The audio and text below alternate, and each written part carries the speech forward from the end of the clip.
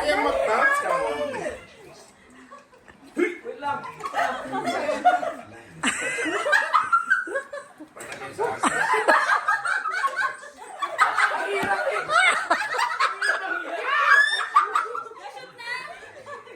Hindi pa!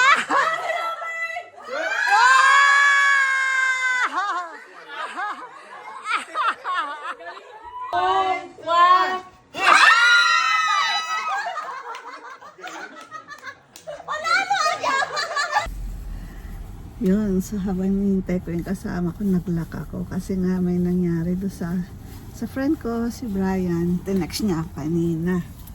Sabi nga, ingat-ingat kasi yung kasama niya sa trabaho, which is like 29 years old pa lang.